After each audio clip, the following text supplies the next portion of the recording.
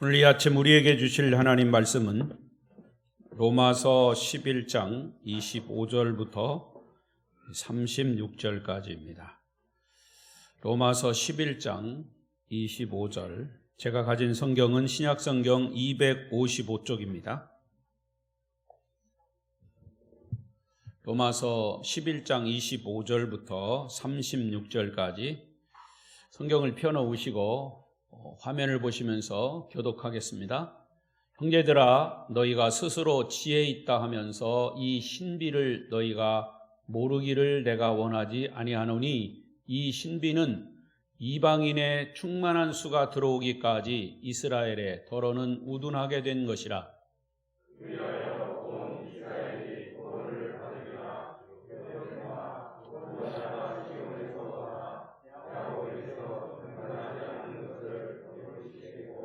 내가 그들의 죄를 없이 할 때에 그들에게 이루어질 내 언약이 이것이라 함과 같으니라.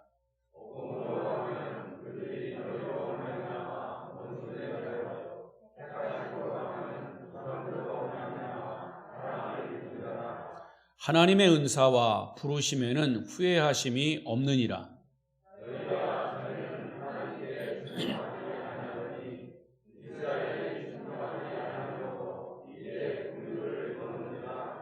이와 같이 이 사람들이 순종하지 아니하니 이는 너희에게 베푸시는 긍휼로 이제 그들도 긍휼을 얻게 하려 하심이라.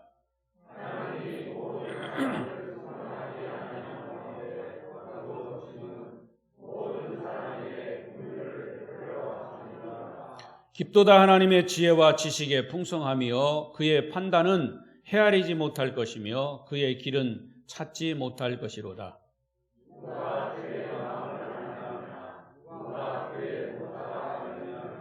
누가 주께 먼저 드려서 갚으심을 받겠느냐? 이는 만물이 주에게서 나오고 주로 말미암고 주에게로 돌아감이라. 그에게 영광이 세세 있을지어다. 아멘. 36절 끝절까지 함께 보았습니다. 오늘 주시는 말씀에 큰 은혜가 있으시기를 바랍니다. 한 주간 평안하셨습니까? 오늘도 예배 자리에 나오신 여러분을 축복하고 사랑합니다. 또 우리 옆 사람과도 인사하십시다. 오늘도 만나서 반갑습니다. 잘 오셨습니다. 은혜 많이 받으세요. 감고사축 감사합니다. 고맙습니다. 사랑합니다. 축복합니다. 네. 감사할 일과 고마운 일과 사랑할 일과 이 모든 일이 축복된 일로 여러분 삶에 그대로 이루어지시기를 바랍니다. 오늘도 비대면으로 혹시 영상으로 예배하시는 분이 있으면 그 가운데도 하나님의 크신 은혜가 임하시기를 바랍니다. 오늘도 로마서의 말씀은 계속됩니다. 로마서 100독 다시 한번 도전합니다. 12월 31일까지. 그래서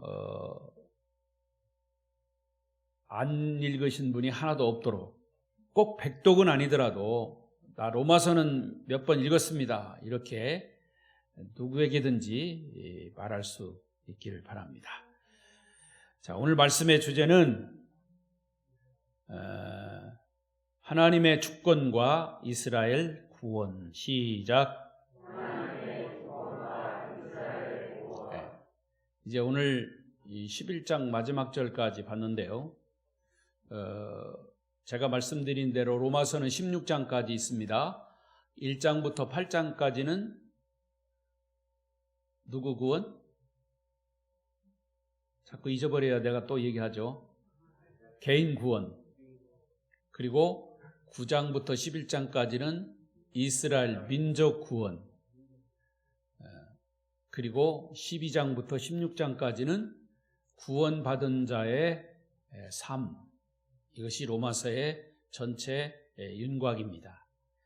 그런데 많은 목사님들이 로마서 1장부터 8장까지 구원에 대한 문제는, 개인 구원에 대한 문제는 아주 구체적으로 잘 다룹니다.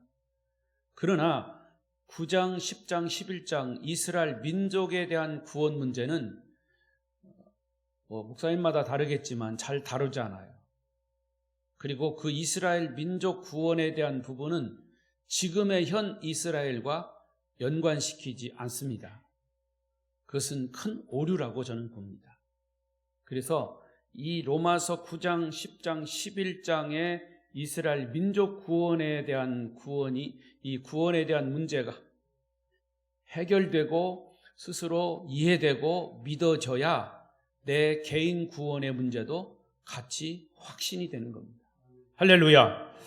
그래서 저는 그동안 지난 2월부터 이 로마서를 지속적으로 계속해서 구체적으로 이렇게 말씀을 드렸습니다. 물론 또 로마서 2장부터 계속 로마서 1장부터 말씀을 한다면 똑같은 말씀이라도 하나님이 또 다른 깨달음을 주실 것이지만, 그러나 저는 이 로마서의 이 구원의 문제, 여러분 개인의 구원, 민족의 구원, 이스라엘 민족의 구원, 전 세계 인류의 구원 문제가 이 로마서에 아주 깊숙이 담겨 있다는 사실을 우리가 깨달으면 하나님의 정말 놀라운 섭리와 계획하심을 볼 수 있고 성경 전체가 보여지고 열려지는 그런 은혜가 있게 될 것입니다. 유명한 역사학자 아놀드 토인비 박사는 이런 얘기를 했습니다. 이스라엘 역사를 연구하면 할수록 하나님의 섭리를 인정하지 않을 수 없다. 자, 비슷한 얘기로 과거에 프러시아 제국의 한 황제가 그 황실에서 일하고 있는 담당 목사님에게 이런 얘기를 했습니다. 목사님, 나는 신을 믿고 싶지만 신이 살아있다는 증거가 없어서 못 믿겠다.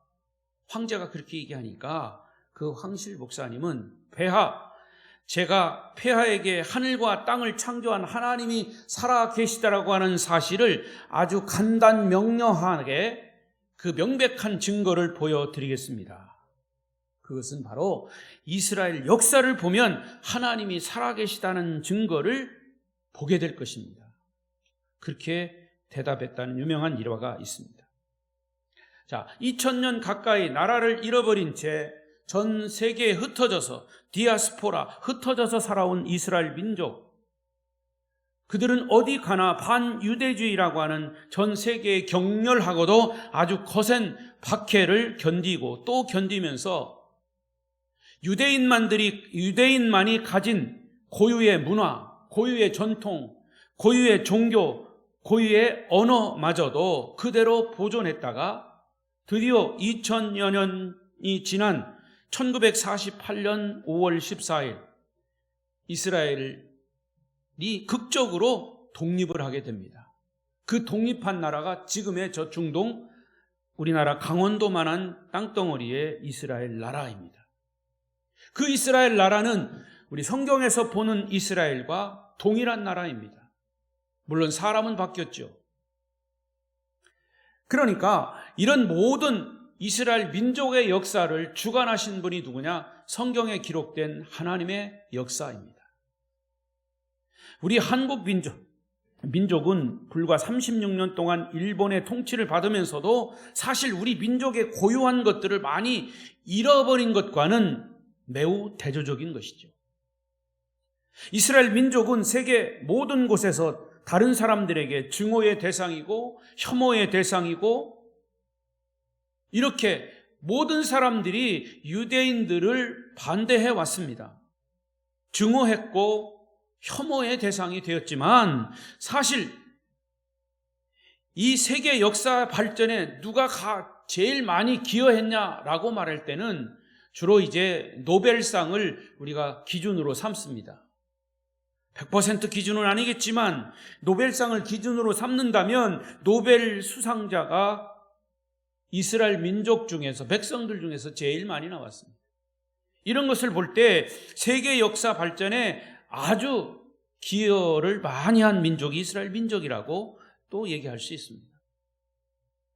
그것과 연관돼서 오늘 사도 바울은 본문에서 이스라엘 역사를 통해서 하나님의 주권, 하나님은 이렇게 이스라엘을 통해서 역사하셨다라고 하는 사실을 역설하고 있습니다.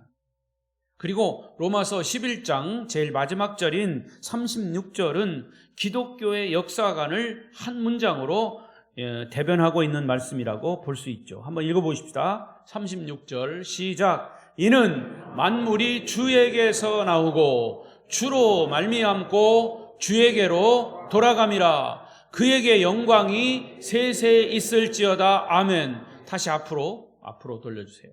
자, 이는 그랬어요. 이는 뭐냐 하면 이것은이죠. 이것은. 근데 이것은이라고 하는 지시대명사는 앞에 나와 있는 모든 9장, 10장, 11장을 전체적으로 통틀어서 말하는 거였어요. 이러한 이스라엘의 역사는 주에게서 나오고 주로 말미암고 주에게로 돌아간다. 이런 얘기도 되고요. 거기 이것은 만물이라고 했어요. 만물이. 이 만물 속에는 하나님의 이 세계 모든 역사가 다 들어가 있는 거죠. 만물이 주님께로부터 나오고 주님께로 말미암고 주님께로 돌아간다 그랬어요. 그래서 우리는 결국에는 하나님께 영광을 돌려야 한다라고 결론을 짓고 있죠. 그래서 사도 바울은 이 모든 만물이 주님께로부터 나온다. From Jesus.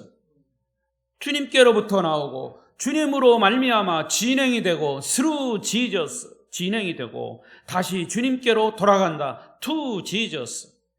이것은 하나님의 주권을 한 문장으로 딱 요약한 것이죠.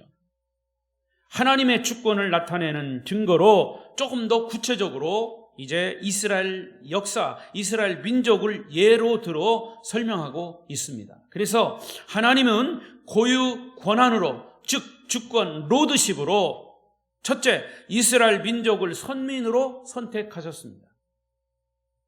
둘째, 이스라엘 민족을 선택하셨음에도 이스라엘 민족이 예수를 배척함으로 잠시 버리셨습니다. 그리고 다시 세 번째, 이스라엘 민족을 다시 회복하셨습니다. 이것이 철저히 하나님의 주권에 의해서 진행이 되었던 것이죠. 오늘 이 말씀을 로마서 11장에서 결론 내리고 있습니다. 저는 오늘 이 세 사건을 통해서 하나님의 구원의 역사를, 하나님이 구원의 역사를 어떻게 이끌어 가시는지, 하나님의 주권을 가지고 어떻게 구원의 역사를 이루어 가시는지를 말씀드리려고 합니다. 첫째로, 바울은 하나님의 주권을 이스라엘 민족의 선택을 통해서 찾고 있습니다. 가끔 제가 설교를 통해서 말씀드리지만 왜 하나님은 이스라엘을 선택하셨을까? 왜 이스라엘 민족을 선택하셔서 하나님의 역사를 이끌어 가실까? 창세기 12장 1절에서 하나님이 이 아브라함을 부르셨습니다. 아브라함을 부르셨어요. 왜 하나님이 아브라함을 선택하셨을까? 그것은 하나님이 이스라엘을 선택한 이유는 한마디로 하나님의 로드십, 주권적인 선택입니다. 성경은 하나님이 이스라엘을 선택한 이유를 한마디로 전적인 하나님의 은혜와 하나님의 주권에 의한 것이다 라고 강조하는 것입니다. 제가 이렇게 종을 치는 것은 누구 마음입니까? 제 마음이에요. 왜 칠까요? 잠 깨라고. 예, 종을 치는 것은 이건 철저히 설교하는 제 마음입니다. 엿장수가 몇 번 가위를 두드린다고요? 엿장수 마음입니다. 그게 엿장수의 주권입니다.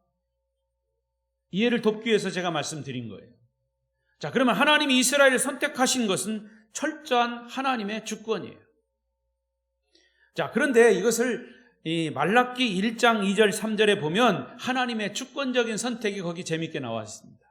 보십시다. 말라기 1장 2절 시작. 여호와께서 이르시되 내가 너희를 사랑하였노라 하나 너희는 이르기를 주께서 어떻게 우리를 사랑하셨나이까 하는도다. 나 여호와가 말하노라 에서는 야곱의 형이 아니냐. 그러나 내가 야곱을 사랑하였고 에서는 미워하였으며 그의 산들을 황폐하게 하였고 그의 산업을 광야의 이리들에게 넘겼느니라. 여러분, 여기 보니까 하나님은 이삭의 쌍둥이 아들 에서와 야곱 중에 동생인 야곱을 사랑하고 에서를 미워했다 그랬어요. 이게 뭐냐면 하나님의 주권적인 역사입니다. 왜 하나님은 장자권, 축복권을 가진, 그래서 그 장자에게 주는 이스라엘 그 축복을, 이스라엘 민족의 그 문화를 형 에서가 아닌 동생인 야곱에게 야곱을 선택하셨을까? 여러분, 우리가 지금 새벽에 창세기를 쭉 보고 있는데 거기에도 그래요. 이삭이 아내 리브가에게 에서 쌍둥이가 임신을 했어요. 근데 거기에 뭐라고 그랬냐면 하나님이 큰 자는 작은 자를 섬기겠고 동생이 형을 섬기겠다 그랬어요. 이것은 하나님의 주권적인 선택이라고 말해요. 이스라엘 문화 자체는요, 우리하고 비슷해가지고 거기도 장자를, 큰아들을 굉장히 귀하게 여깁니다.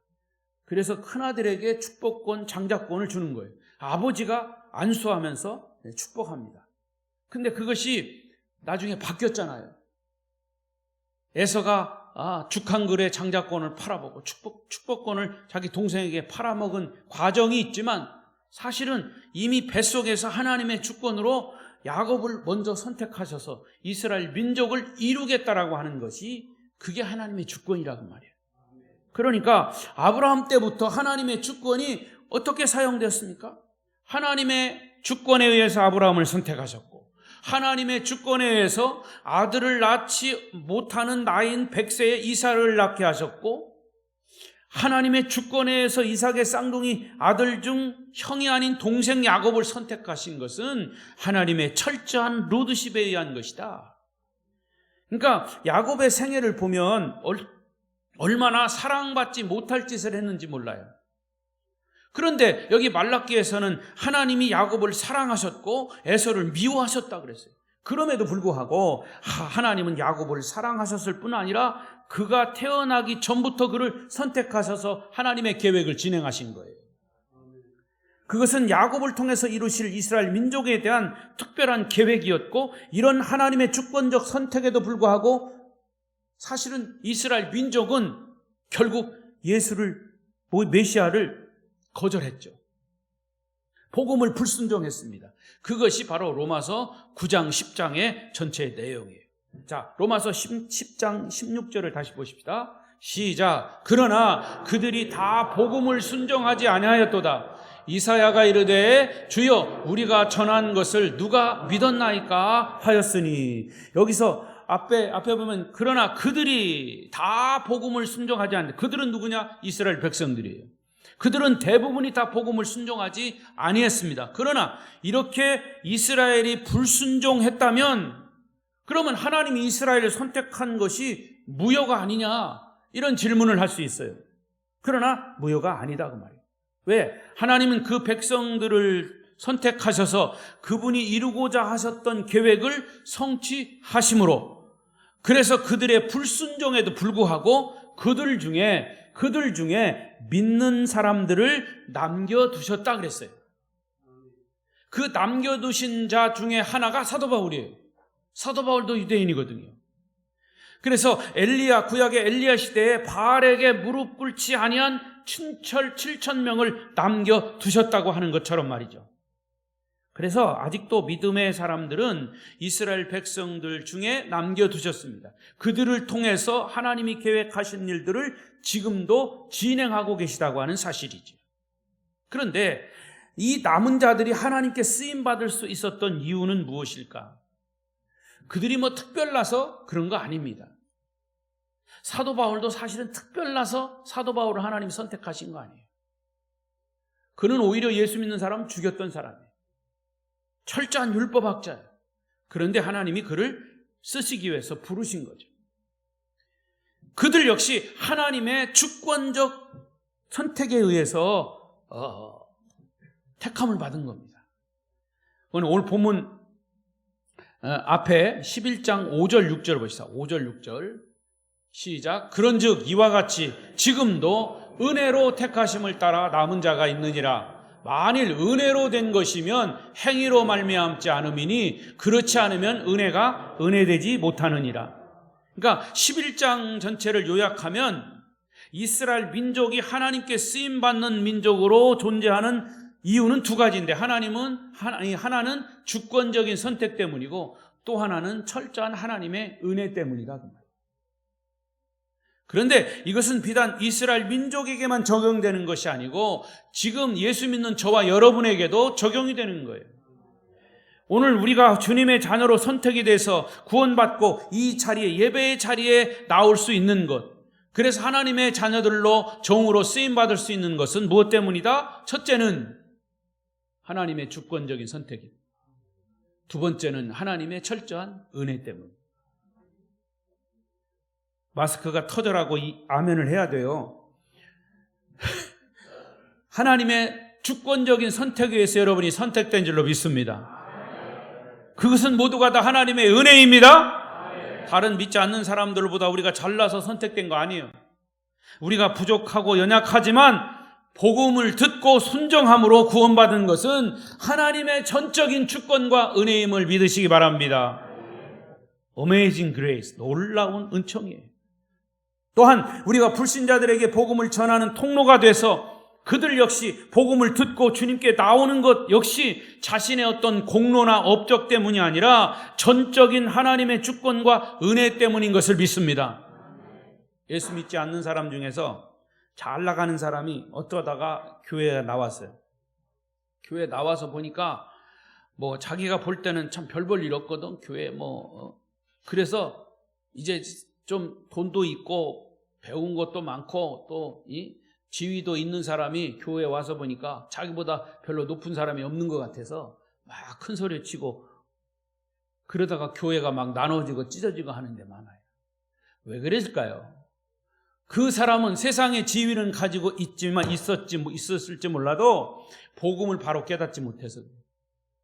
여러분, 아무리 세상에 지위가 있고 가진 것이 있고 배운 것이 많다 할지라도 우리가 주님 앞에 서면 주님의 주권적인 선택에 의해서 선택되었다, 내가 구원받은 것은 오직 하나님의 은혜다, 이것을 깨달으면 그냥 아무런 소리 안 하고 겸손하게 우리가 무릎을 꿇을 수밖에 없는 것입니다. 이것이 바로 주님의 주권이요 은혜의 선택권이다. 그런 주님의 주권과 은혜로 선택되었다면 항상 감사의 삶을 사시기를 축원합니다. 두 번째로 바울은 하나님의 주권을 이스라엘 민족이 버림받은 사건에서 찾습니다. 자, 이건 조금 이해하기 어려운 부분이에요.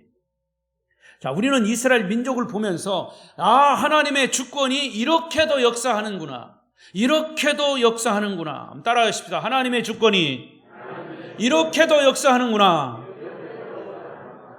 이스라엘 역사를 보면 그렇다고 말해요.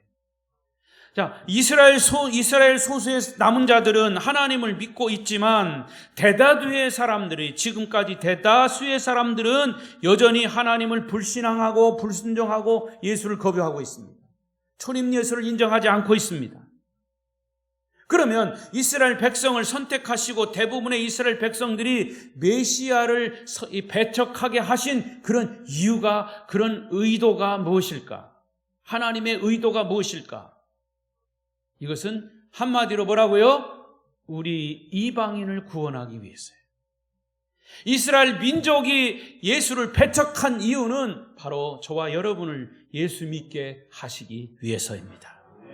자, 11절을 보십시다. 11절 시작. 그러므로 내가 말하노니 그들이 넘어지기까지 실족하였느냐? 그럴 수 없느니라. 그들이 넘어짐으로 구원이 이방인에게 이르러 이스라엘로 식인하게 함이니라. 할렐루야. 이 11절 말씀 너무나 귀한 말씀이에요. 그들이 넘어지기까지 실족했다고 말해요. 이스라엘이 예수를 배척한 것은 넘어진 거예요. 실족한 거예요.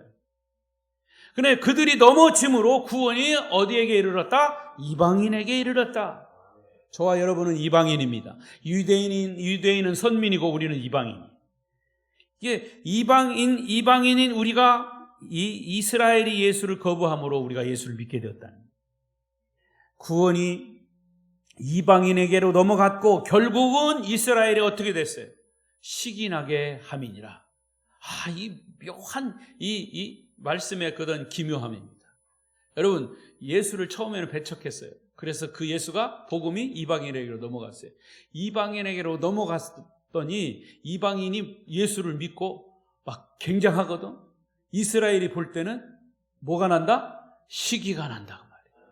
여러분, 내가 예수 믿을 때 예수 믿고 믿지 않는 친구를 전도해서 구원했어요. 근데 그 친구가 교회에 가서 얼마나 열심히 막 신앙생활 하는지 나중에 전도한 사람이 시기가 나는 거예요.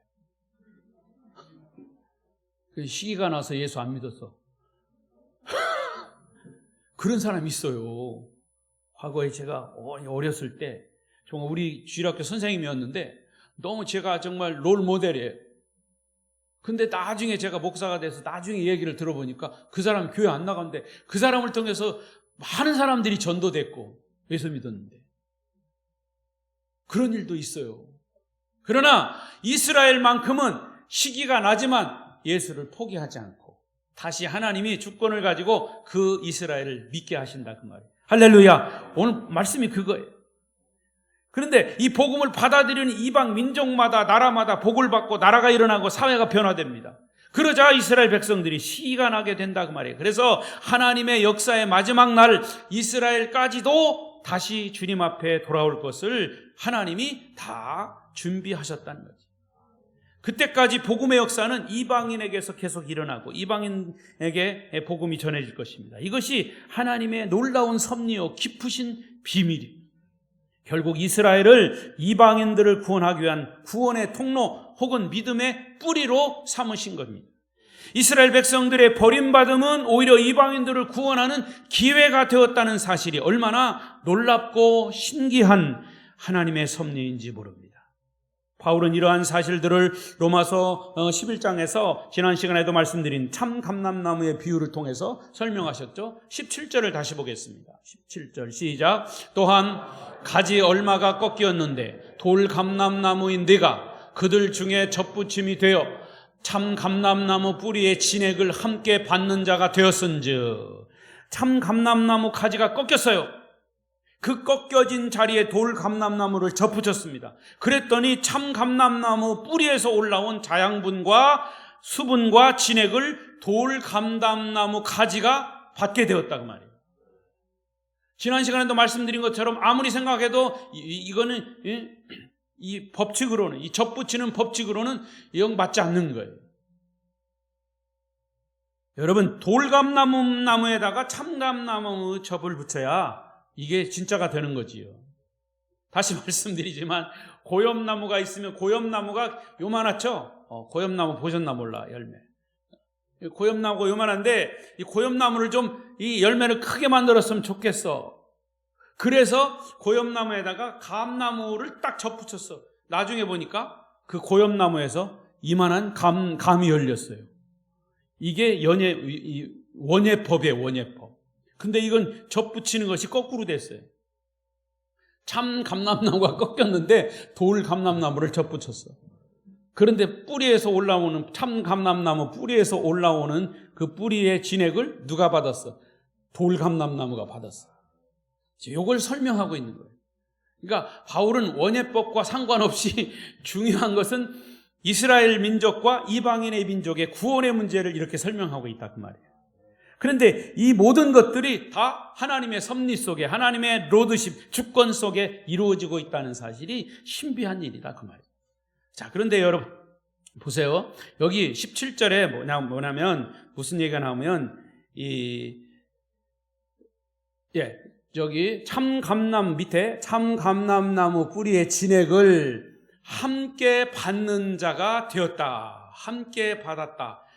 누가 함께 받은 게 누구예요? 참감람나무와 돌감나무가 함께 받았다. 이것을 여러분 아주 절묘하게 에베소의 2장 15절에 이렇게 설명하고 있어요.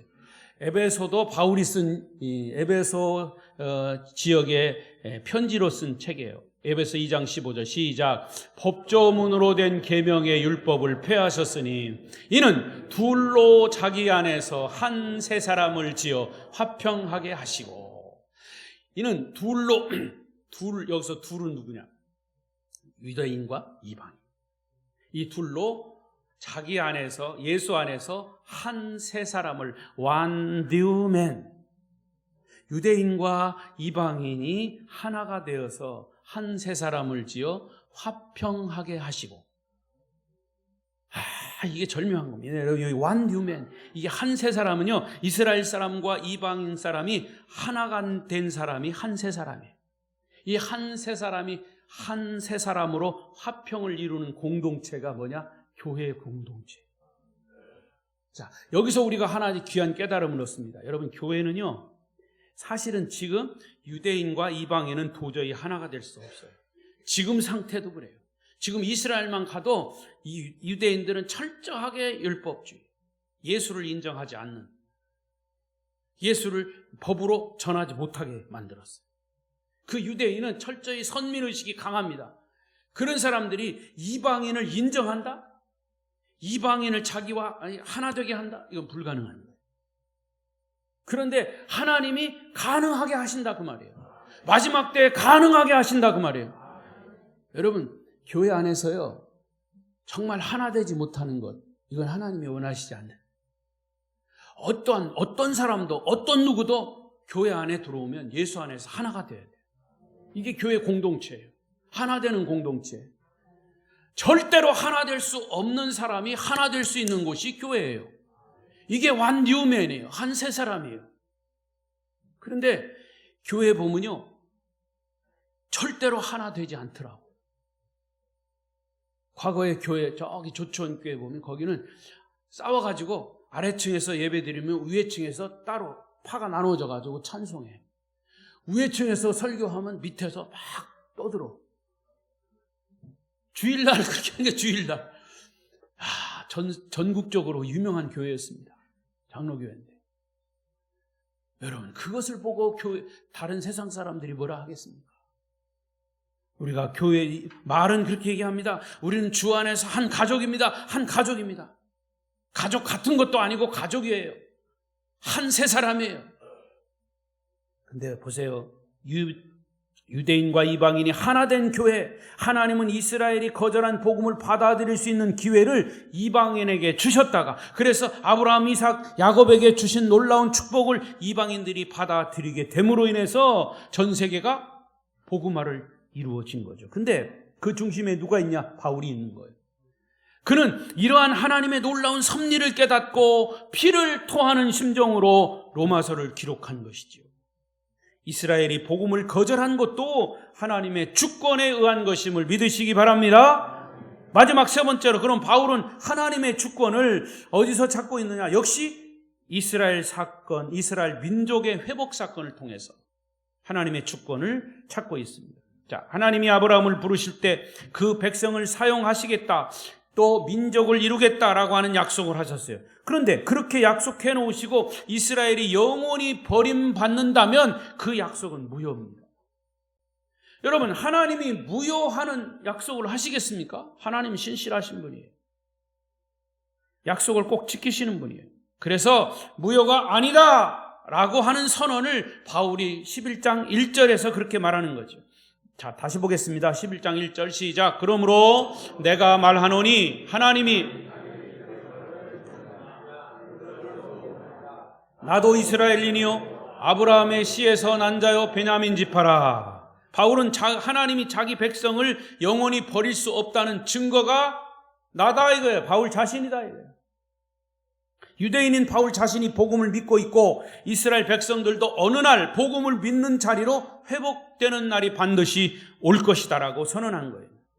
그게 이제 11장 26절이죠. 또 보겠습니다. 11장 26절 시작. 그리하여 온 이스라엘이 구원을 받으리라 기록된 바 구원자가 시온에서 오사 야곱에게서 경건하지 않은 것을 돌이키시겠고. 민족적으로 이 유대 민족 전체가 예수를 인정함으로 엄청난 부흥이 일어나게 되고 그들이 외면하고 거절해서 십자가에 못 박은 예수 그리스도 앞으로 다시 돌아오게 될 것이라고 말씀한 거예요.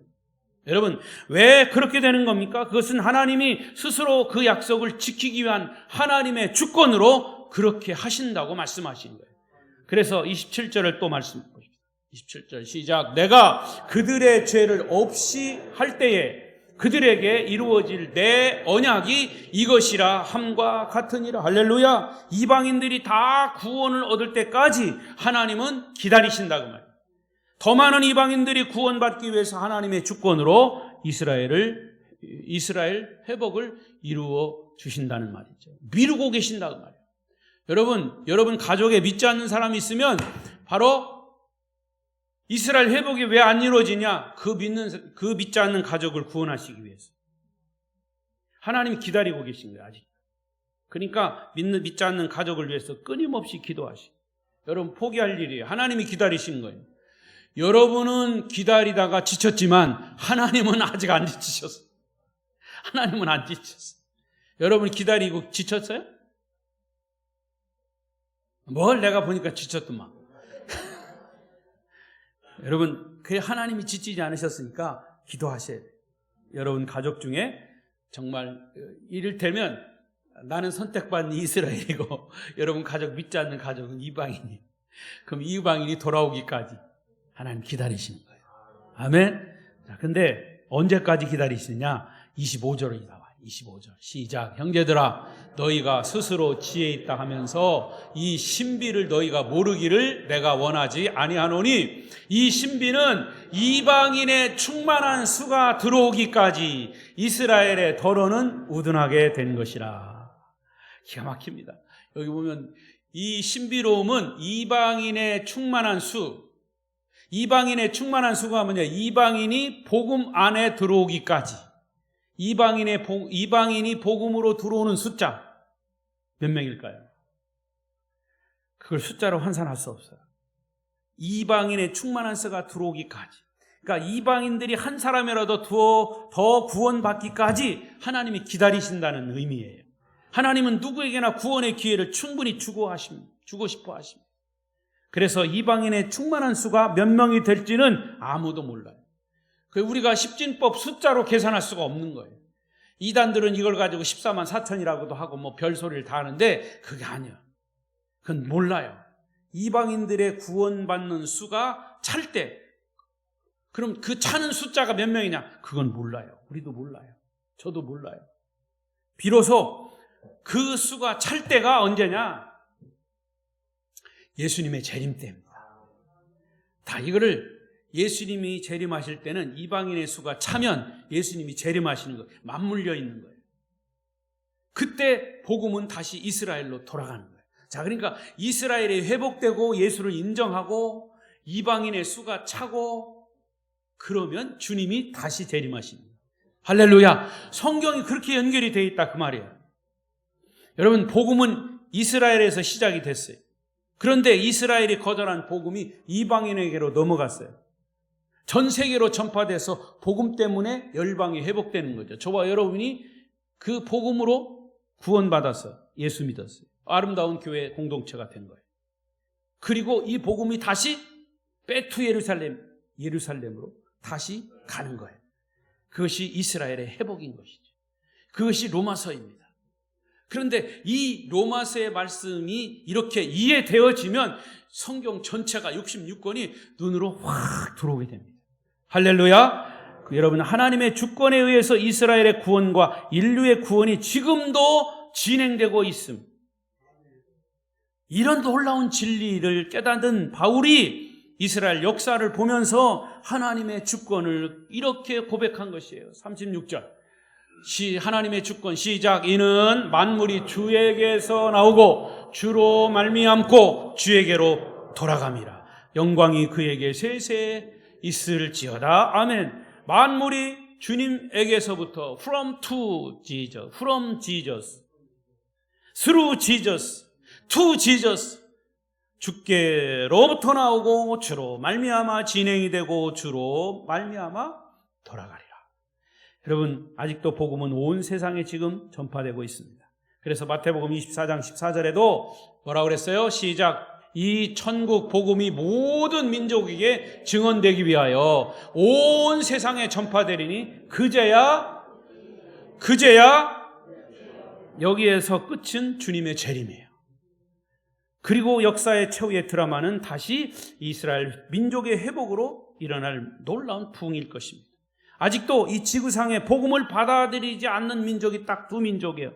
하나는 마호메트를 믿는 모슬렘 족속, 초림 예수를 인정하지 않는 유대 족속. 큰 덩어리로 보면 그렇다. 이 두 족속이 예수를 믿을 때, 예수를 받아들일 때 도저히 받아들일 것 같지 않는 그런 유대인과 이방인이 도저히 하나 될 수 없는 상황이지만, 그러나 완 뉴맨 한 세 사람을 이룰 때 주님은 다시 오시는 겁니다. 요즘요, 그래서 저는 이 중동의 이스라엘을 주목합니다. 긴장하고 저 중동의 이스라엘 주목할 때 한국을 비롯한 여러 나라에서 이스라엘에 대한 관심의 강도가 더 높아지고 있습니다. 물론 정치적으로 뭐 이스라엘 뭐 이런 것도 있지만, 우리가 이런 신앙적으로 이스라엘을 볼 때 이제 최근 이스라엘 사람들 가운데 심상치 않은 부흥의 징조가 계속 일어나고 있어요. 유대 민족, 이스라엘 민족이, 이스라엘 사람들이 예수를 믿는 사람들이 일어나고 있어요. 그것이 메시아닉 주라고 그러죠. 예수 믿는 사람들이 자꾸 늘어나고 있어요. 예수를 인정하는 유대인 단체들이 또 급속히 늘어나고 있어요. 그리고 이스라엘 현재에는 유대인들의 박해 속에서도 많은 사람들이 복음을 받아들이고 있다는 그런 부흥의 소식이 전해지고 있어요. 이스라엘의 회복은 주님의 재림을 알리는 신호탄이에요. 우리는 예수님의 재림을 말하면서도 아직 그 예수님의 재림이 묘연하고 멀게만 느껴져요. 아예 관심도 없죠. 그러나 그 약속의 땅 이스라엘 현장에 가보면 우리가 생각하는 것만큼 멀지 않다는 것을 느끼게 돼요. 그래서 제가 이스라엘을 자꾸 가고 싶어 합니다. 지금도 가고 싶어요. 코로나 끝나면 빨리 갑시다. 실제로요, 그 이스라엘 현장에 가보면 그것을 더 느낄 수가 있어요. 하나님은 지금도 주권을 사용하고 계십니다. 하나님의 주권으로 주님의 재림도 이루어질 것임을 믿습니다. 자, 그러면 결론적으로 이 시점에서 이방인인 저와 여러분이 무엇을 해야 될까? 두 가지 적용해야 할 것이 있어요. 그 하나는 하나님을 정말 바로 믿어야 됩니다. 괜히 교회만 왔다 갔다 하지 말고 정말 진리를 깨닫고 복음을 바로 깨달아서 복음으로 변화하는 성도가 되어야 합니다. 여러분 왼쪽 고개를 돌려보십시오. 우리 금년의 표어가 뭡니까? 시작! 복음으로 변화하는 성도. 고린도후서 5장 17절 읽어요. 시작! 그런즉 누구든지 그리스도 안에 있으면 새로운 피조물이라, 이전 것은 지나갔으니 새 것이 되었다. 할렐루야. 이렇게 변화돼서 거듭나서 예수를 바로 믿어야 돼요. 우리들도 교회를 출입하면서 하나님을 믿느냐 그렇게 물으면 잘 믿는다고 대답합니다. 그리고는 하나님께 복을 달라고 기도하고 가족들의 건강 사업을 위해 기도하고 열심히 믿는다고 착각합니다. 틀린 것은 아니에요. 그러나 정말 내가 복음에 사로잡혀 있느냐, 복음으로 변화되어 있느냐, 정작 죄를 회개하고 용서받고 구원받아 하나님 앞에 새로운 사람이 되기 위해서 힘쓰고 하나님이 보내신 예수 그리스도에 대한 바른 신앙 고백이 있어야 하는데도 예수님과 구원에 대해서는 별로 관심 없어요. 내가 복 받는 데만 관심이 있어요. 먹고 사는 데만 관심이 있어요. 당장 이 목구멍이 포도청이니까 복음과 구원은 나와 상관없다고 취급하는 것이 저와 여러분의 문제입니다. 이런 모습은 옛날 이스라엘 민족과 그들이 예수를 배척한 이후에 그들의 삶과 다를 바가 없다고 말이에요. 그들이 버림받은 것은 예수 십자가와 부활에 대한 믿음이 없었기 때문이죠. 여러분, 우리가 내 편리와 이기적인 욕심과 욕망을 위해서 하나님 믿고 주님이 나를 구원하신 은혜에 감격해서 그 행복함 때문에 주님을 섬기는 사람들이 과연 얼마나 될 것인가? 솔직히 말하면 주님께서 지옥 갈 우리를 구원해 주신 것이 감격해서 주님께 충성하고 헌신하는 사람이 그렇게 많지 않다는 겁니다. 따라서 우리 아름다운 교회 성도들은 주님 앞에 가는 날까지 예수 잘 믿는 성도가 되시기를 바랍니다. 마지막 두 번째는 하나님을 예배하는 삶을 살아야 돼요. 제가 지난번 말씀드렸듯이 역사는 하나님의 이야기, 예수 그리스도의 이야기, His story, 그의 이야기입니다. 역사를 시작하시고 민족을 시작하시고 만물을 시작하신 하나님께서 하나님의 뜻 가운데 역사를 운행하시다가 역사를 종결시키실 것입니다. 이스라엘 민족의 역사 속에서 하나님의 놀라운 주권과 손길을 관찰할 수 있었던 바울은 로마서 11장 마지막 부분인 33절부터 36절까지 하나님을 찬양하고 예배하는 고백으로 이스라엘 민족의 구원을 마무리 짓고 있습니다. 여러분, 이스라엘 역사 속에서 나타난 하나님의 주권을 깊이 관찰하고 묵상하다가 역사를 주관하시는 하나님을 발견하고 바울은 갑자기 하나님을 찬양하는 시를 썼어요. 33절 보십시다. 오늘 본문 33절, 36절까지 바울의 심정으로 읽어보십시다. 시작. 깊도다.